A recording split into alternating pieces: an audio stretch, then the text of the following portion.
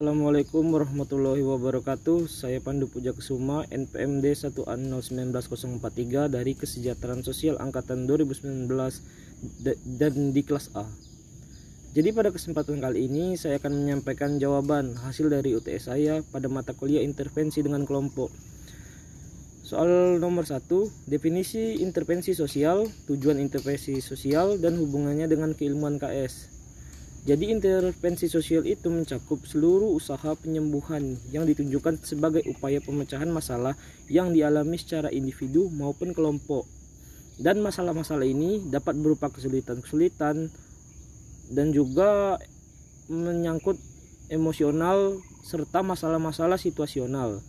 Di masa yang lalu, penyembuhan sosial itu lebih ditekankan pada unsur-unsur psikologis, tapi pada saat ini penyembuhan sosial lebih merujuk kepada unsur-unsur sosial.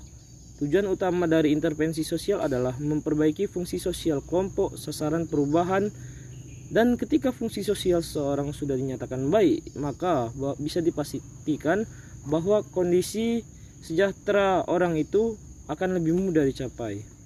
Jadi kaitannya intervensi sosial dengan keilmuan KS adalah karena setiap eksos dan ilmu kesos selalu menggunakan intervensi sosial dalam praktik pekerjaan di lapangan.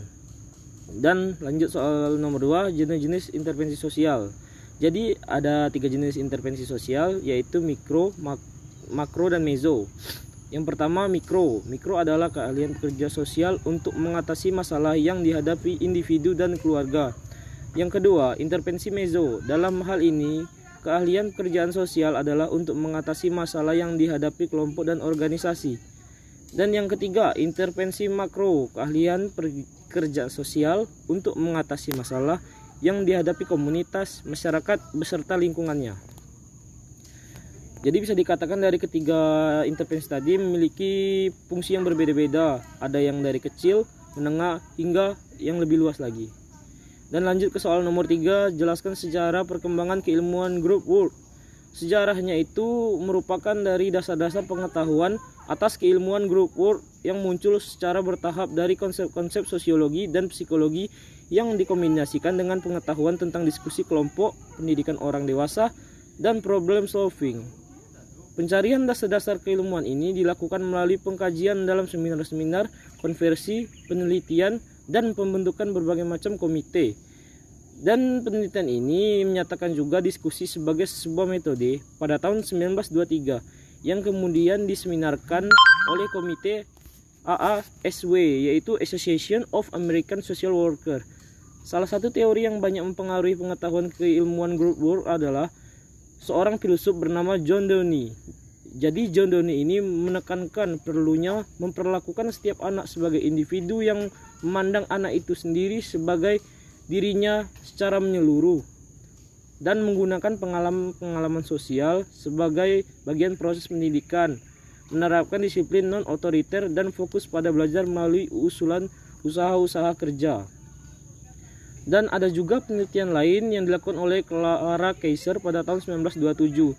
Jadi Clara Kaiser ini menganalisis laporan proses kelompok yang disusun pada mahasiswanya untuk menemukan nilai-nilai, konsep, dan prinsip-prinsip praktik. Oke, baiklah, kita lanjut ke soal nomor 4. Sebutkan dan jelaskan jenis-jenis kelompok beserta contohnya. Yang pertama, kelompok pertumbuhan, yaitu growth groups. Dibentuk untuk mendukung pertumbuhan atau perkembangan individu anggota kelompok untuk mencapai potensinya dan membantu anggota kelompok mencapai pemahaman diri sendiri. Dan yang kedua, ada kelompok terapi. Nah, kelompok terapi ini suatu kelompok yang bertujuan untuk membantu para klien untuk mengubah aspek emosi serta perilaku mereka. Dan yang ketiga adalah kelompok pendidikan. Nah, kelompok pendidikan ini memiliki tujuan untuk mengajarkan serta memberikan informasi baik berupa pengetahuan maupun keterampilan yang kompleks. Dan yang keempat ada kelompok saling bantu yang bisa juga disebut dengan mutual aid. Merupakan suatu kelompok orang yang berbagai karakteristik tertentu yang saling memberikan nasihat, dukungan emosi, serta informasi dan bantuan lainnya. Dan yang kelima ada kelompok sosialisasi, yaitu kelompok yang bertujuan untuk membantu peserta dalam mengenalkan keterampilan bersosialisasi dalam masyarakat sehingga perilaku dan sikap individu berubah dan bisa diterima di lingkungan masyarakat.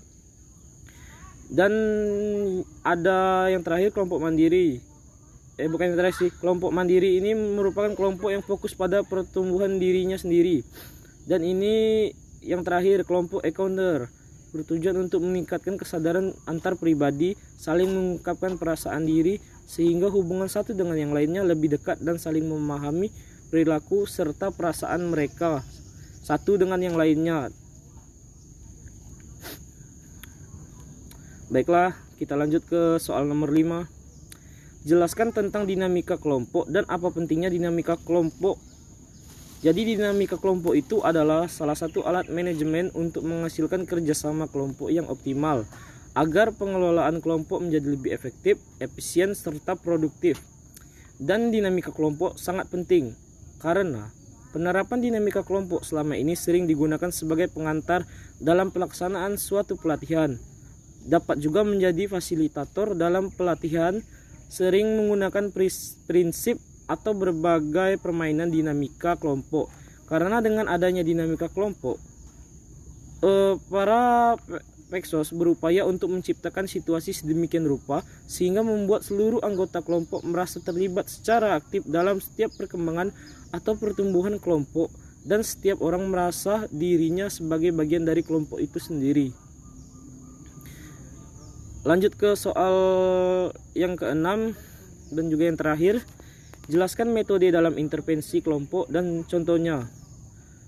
Yang pertama adalah FGD. FGD merupakan Focus Group Discussion. Jadi diskusi yang ditata tidak ketat dan tidak formal, yang dimana ini bertujuan untuk mengumpulkan informasi dan membahas satu permasalahan yang ada dalam kelompok maupun masyarakat guna mendapatkan solusi. Dan yang kedua ada Self-Help Group. Kelompok yang berisi orang-orang yang memiliki masalah yang sama dan bertujuan untuk self-improvement dalam rangka mengatasi masalah yang sedang mereka hadapi. Pertemuan rutin dari orang-orang yang memiliki permasalahan, simptom, kondisi yang sama, dan saling berbagi serta belajar satu sama lainnya untuk memperoleh perspektif baru mengenai permasalahannya. Yang ketiga adalah konseling kelompok. Jadi kelompok konseling ini memfokuskan diri mereka pada proses interpersonal dan strategi penyelesaian masalah yang berkaitan dengan pemikiran, perasaan, serta perilaku yang disadari. Jadi metode yang digunakan adalah dukungan dan umpan balik atau feedback. Jadi interaktif dalam sebuah kerangka berpikir saat itu juga. Dan demikian inilah hasil dari jawaban UTS saya tentang mata kuliah intervensi dengan kelompok. Apabila ada kesalahan dalam berkata, saya mohon maaf.